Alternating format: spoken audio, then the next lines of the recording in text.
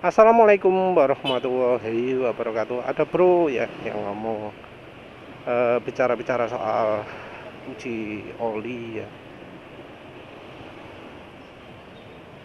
Protes dia ngomong kalau misal apa hasil uji oli aja, hasil uji lab aja nggak bisa dipakai acuan, apalagi kalau pakai feeling.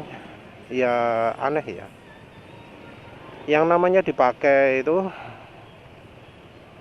nggak selalu subjektif, nggak selalu yang di jenenge terpaku pada emosional value saja. Karena ya nyoba oli itu parameternya bukan inget-ingetnya gimana saja, tapi juga bisa diukur kalau mau. Kalau yang metode jelas fisiknya bisa visual kelihatan, penulis sudah melakukan uji alir untuk menunjukkan kekentalannya di suhu ruangan, terus uji panggang oli untuk menunjukkan daya tahan olinya terhadap panas ya, baik daya tahan terhadap penguapan, daya tahan terhadap kerusakan olinya. Kan jelas ya, jelas bahwa oli yang lebih cepat hitam itu yang lebih jelek kan ya.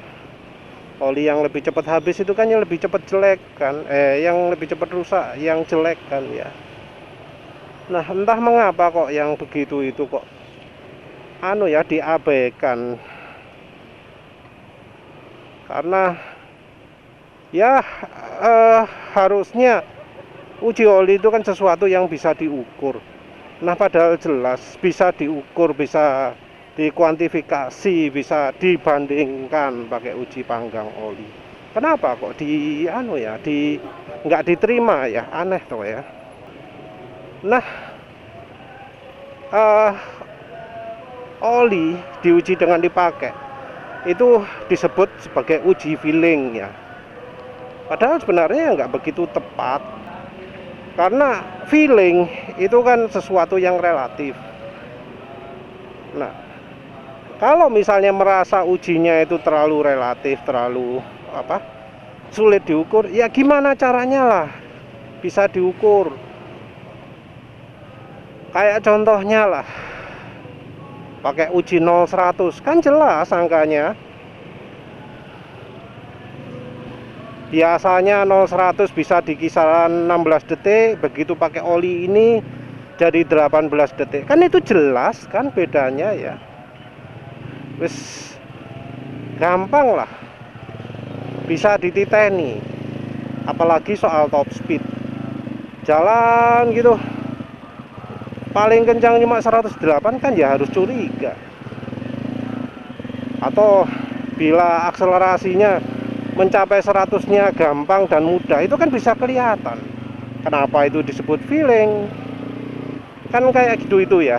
Orang sales itu kalau sudah membabi buta ya, repot lah ya. Sembarang itu jadi dianggap nggak berlaku. Ya semuanya ini bermula dari tidak bisa terima dengan hasilnya. Mereka coba jelaskan pakai angka-angka yang sebenarnya ya nggak bisa dibedakan dari oli lain gitu misalnya. Mereka pakai angka-angka, pakai sesuatu yang menunjukkan keunggulan oli mereka yang bukan hal relevan di dunia nyata. Jadi misalnya pakai angka, oh kandungan ininya sekian, kandungan ininya sekian. Padahal itu ya bukan relevansi, nggak ada relevansinya kalau di dunia nyata. Mungkin uji uji ausnya mesin. Oh ini kadar besinya sekian. Oh kalau pakai oli ini kadar besinya sekian. Padahal cuma 2 kali uji coba sudah diambil keputusan. Harusnya kan kalau uji seperti itu minim 3 kali kan ya. Tapi kenapa cuma sekali disombong-sombongin? Nah, soal uji kandungan lain juga gitu. Apa emang kalau kandungan misal fosfor sekian maka itu olinya bagus? Kan ya nggak jelas toh, masih belum. Karena ya dari referensi aja, kandungan moli yang misalnya 300 itu belum tentu lebih bagus dari yang 100. Karena yang misalnya moli yang 300 itu adalah MuS2, sementara yang moli cuma 100 itu adalah MuDTC. Nah itu katanya levelnya sudah beda, nggak sama. Ya kita nggak bisa bandingannya seperti itu. Dan API uji olinya nggak pakai partikel, Mas. Uji olinya ya olinya itu yang dipakai uji langsung dalam bentuk utuhan gitu, nggak dipecah-pecah dalam bentuk partikel. Jadi langsung kayak gitu, olinya dimasukin mesin, langsung dijalankan, olinya dimasukkan alat ukurnya, langsung dijalankan. API menguji mesin, oli mesin, nggak pakai uji gesek, nggak ada itu. Mana coba di butir mana wes di dokumennya API yang menunjukkan uji gesek? Nggak ada itu. Tapi anehnya di Indonesia laris banget sales-sales itu pamer-pamer. Oh ini oli ini uji geseknya bagus. Oh oli ini uji geseknya bagus. Di lembaga internasional uji oli nggak melakukan. Kenapa kok sales oli Indonesia kok jadi heboh ya? Dan parahnya konsumen juga ikut kecuci otak, jadi heboh juga. Jadi sesuatu yang nggak relevan, yang nggak kepake oleh lembaga uji oli dipakai sebagai acuan. Aneh lah, aneh. Apalagi ketika orang yang sama, sales yang sama, orang-orang yang tercuci otak juga, itu menganggap bahwa tulisan API sekian gitu ya, itu sudah tanda olinya sudah diuji. Padahal dari lembaga API-nya sendiri sudah ngomong ya, kalau nggak ada logonya itu nggak pernah diuji sama kami gitu, atau nggak diakui hasilnya oleh kami gitu. Lembaga API-nya ngomong gitu. Tapi kok ya orang Indonesia cuek ya. Dan sales-sales itu entah mengapa berhasil menanamkan ke orang-orang bahwa oli itu nggak bisa dibedakan kalau sama rider. Jadi nyoba oli, katanya itu orang nggak akan bisa merasakan bedanya. Jadi misalnya ada iklan aditif oli gitu ya. Nah katanya yang bisa membedakan oli, peningkatan kemampuan oli itu cuma alat. Orang nggak bisa ngerasakan. Entah mengapa ya kok jadi begitu sekarang ini. Karena zaman dulu penulis masih bisa lihat ya, masih masuk akal lah orang itu. Jadi misal kalau pakai aditif ini, kalau misalnya bener aditifnya bagus, suara mesin jadi halus gitu ya, itu masih masuk akal. Kalau misalnya aditifnya bekerja, maka kendaraan akan jadi lebih irit, kelihatan di angka MID-nya, kelihatan di angka top speed-nya, kelihatan di angka 0-100-nya. Zaman dulu begitu, tapi sekarang nggak bisa mas diuji di jalan, nggak bisa mas, nggak ada efeknya mas. Orang itu mustahil menguji aditif oli, mustahil bisa membedakan kemampuan oli. Entah mengapa ya jadi seperti itu ya. Dan orang juga sok pura-pura nggak tahu bahwa ya mesin itu bisa oli itu bisa mempengaruhi suara mesin. Orang jadi ngomong seakan-akan kalau membedakan suara mesin itu wajib punya telinga dewa, wajib punya alat ukur. Itu asli ya, asal ngomong itu. Emang bisa alat ukur membedakan warna suara? Misal ada suara knalpot, ada suara apa jenenge suara khasnya Nmax yang krok gitu ya. Misal ada suara kelitikan ya, suara ngelitrik gitu ya. Apa bisa bedakan? Karena kan kalau suara yang diukur cuma loudness-nya tok, tingkat kerasnya tok. Untuk menangkap warna suara, nah itu susah itu. Dan rasanya sulit untuk bisa mendapatkan misalnya suara ngelitrik gitu ya di rekaman video, apalagi kalau sambil jalan kayak gini. Belum ada suara angin dan macam-macam. Warna suara itu yang sangat sulit untuk ditunjukkan. Mau itu pakai alat sekalipun. Justru telinga manusia itu lebih sensitif terhadap warna suara. Jadi warna suara itu penting sekali ya ketika menguji oli. Karena sumber suara dari mesin itu macam-macam. Ada gesekan piston dan silinder. Ada suaranya ya pelatuk gitu. Ada suaranya gesekan noken as dengan rocker roller-nya. Ada suaranya rantai keteng. Dan itu punya suara khas sendiri-sendiri. Nah, yang bisa bedakan kan orang. Tapi walau yang bedakan itu orang, masih bisa direkam. Masih bisa, cukup bisa dibedakan dari rekaman. Membedakan antara motor senyap dan motor berisik itu gampang ya.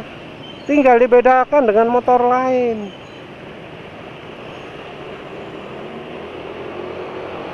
Tinggal dibedakan apakah jenenge yang suara mesin kita itu masih lebih senyap enggak dari motor lain gitu. Aneh ya kalau sampai oli itu diomongi nggak bisa dibedakan dengan dipakai. Aneh. Karena penulis merasakan sekali betapa beda oli satu dengan yang lain. Penulis sekarang ya pakai Fastron diesel. Wah, beda rasanya ya dari pakai Delvac MX. Beda juga dari Shell Rimula R4X. Beda juga dari Fastron full sintetik sebelumnya. Beda juga dari sebelumnya oli Fastron full sintetik oli. Oh ya, Meditran SX. Beda ya. Nggak sama, karakternya beda-beda. Getaran mesin mungkin, kalau getaran mesin mungkin lebih ke feeling ya. Kalau jenenge sentakan mungkin lebih ke feeling. Engine brake mungkin juga lebih ke feeling. Tapi kalau respon mesin ketika throttle-nya dilepas kan sudah bukan feeling lagi, karena kan bisa didengar langsung di video. Jadi begitu gaji lepas, oh iya RPM-nya ini langsung turun gitu ya. Sementara itu kalau misalnya sekarang ini, bisa dengar nggak? Oh nggak bisa.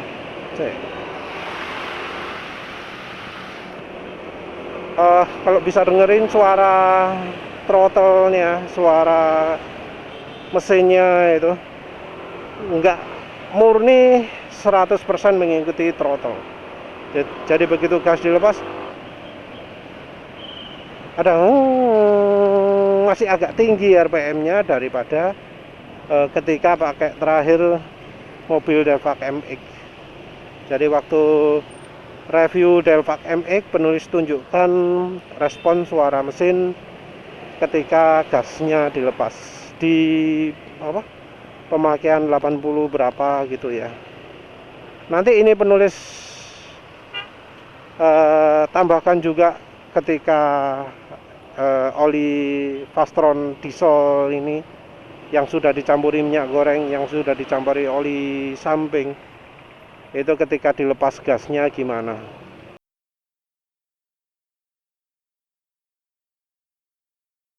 Terus perhatikan juga respon mesin ketika penulis lepas gas. Ini ya, gas lepas.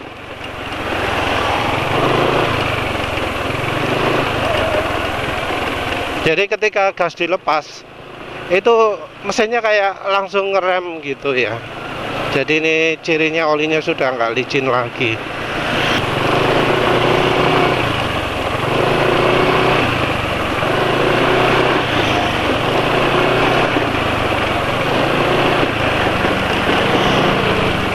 Ya wes itu ya. Jadi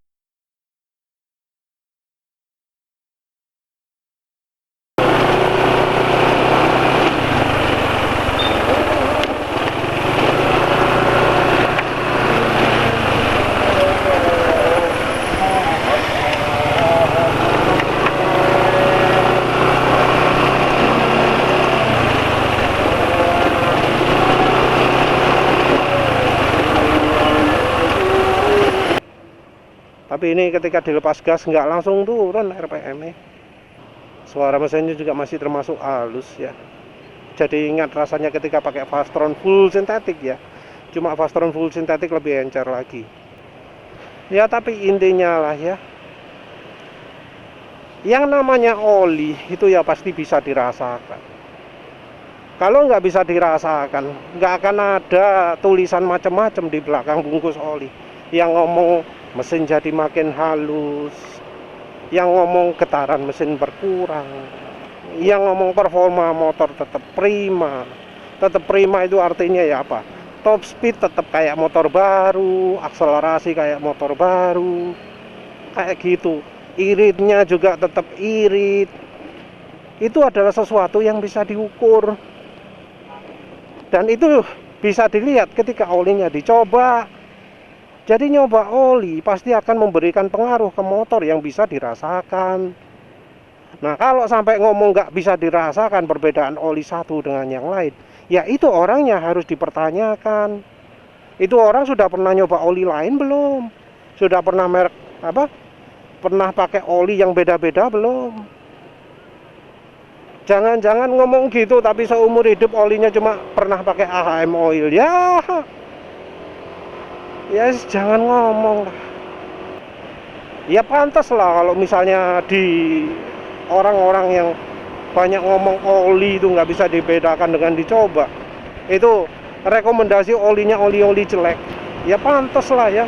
Karena mereka itu berdasarkan data yang sebenarnya sampah, terus merekomendasi bahwa olinya itu bagus. Di grup-grup yang olinya itu sudah dicoba sendiri bakal beda lah. Bakal beda rekomendasinya. Pasti lebih banyak orang yang setuju dengan rekomendasi. Kalau di motor lagi malah lebih gampang lagi. Pakai oli ini sekian kilometer sudah selip. Pakai oli ini sampai sekian ribu kilometer masih belum selip. Gitu kan ada ya. Apa itu mau dimasukkan ke feeling juga? Motor selip ketika misalnya jalan kecepatan 80 terus jadi ngong gitu ya, selip. Apa itu feeling? Aneh lah orang-orang yang ngomong kayak gitu, ngomong oli nggak bisa dirasakan bedanya. Itu super aneh ya. Jadi ya awas lah, hati-hati, ada orang yang memang sengaja memberi informasi palsu. Orang yang ngomong mengklaim bahwa oli nggak bisa dirasakan bedanya itu jelas ada niat jelek gitu. Karena penulis rasakan, apalagi kalau perbandingan oli murah dengan mahal, terasa lah bedanya. Coba dah tanyakan ke orang-orang seperti itu, rekomendasi olinya kayak gimana. Pasti nggak akan berani ngasih rekomendasi. Karena apa? Bakal ketahuan belangnya. Terus coba suruh dia menjelaskan bedanya oli bagus dan jelek gitu. Nggak bisa orangnya itu. Karena apa? Ya andalannya emang ilmu ngawur aja. Ya wes lah, begitu saja. Terima kasih sudah menonton. Assalamualaikum warahmatullahi wabarakatuh.